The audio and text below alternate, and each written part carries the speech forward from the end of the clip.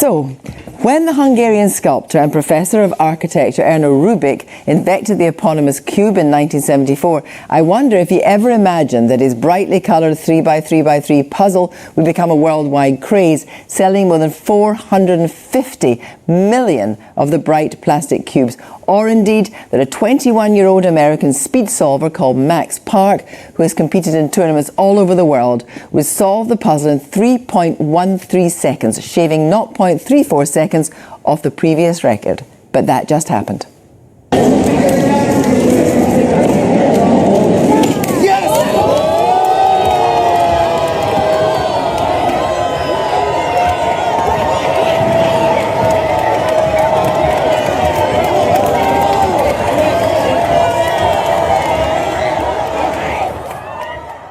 Well, I'm joined now by George Scholey, who is a former UK champion and currently holds the Guinness World Record for the most Rubik cubes solved in 24 hours. When you watched that just now, I mean, what did you feel like when he did that thing and broke that world record? So like the cubing community especially, we were just so glad, because I mean that previous world record had been held for so long, about 4.5 years, 3.47, so it was actually quite a big deal for that to finally be broken, and Max Park out of everyone deserved it the most. I mean, he's amazing. And he's been really, playing really in tournament after tournament. How much has the cube changed, do you think, since right back in the beginning? Yeah, so quite a lot. So I mean, like, people have been competing in it, like doing speed solving. Since about 1981 was actually the first kind of world championships held in Budapest.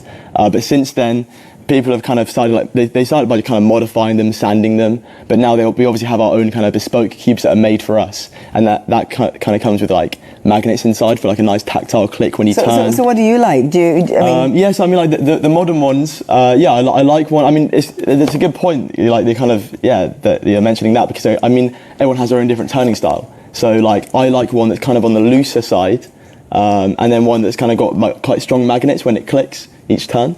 And you don't. But it's whatever suits you. And there's none of these disqualified because they're over engineered. I mean that's a good point, and there probably is a line at somewhere. But for now, like when magnets were first introduced, people were kind of a bit skeptical. But now we're fine with those. But isn't it extraordinary, isn't it? Because it is such an analog toy or puzzle in a digital world. Yeah. And yet I was talking about 140 million have been sold. I mean, when did you start cubing? I started about 8 years ago, actually, and it was actually first initiated by my interest in close-up magic.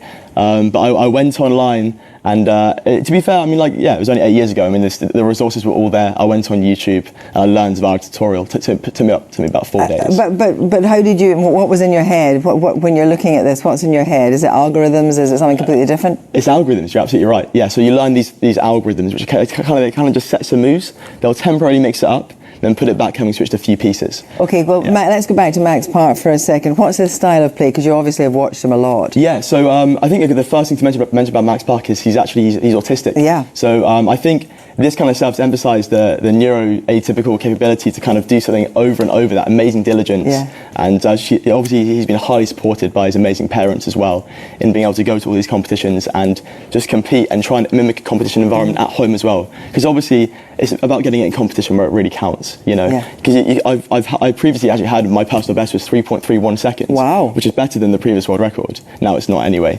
But obviously you need to do it in competition where it's you may do very well tonight. So why don't we just have a go? I'd like you to take us out the programme. That's all from us tonight. But please, George, let's see what you can do. Okay, thank you so much.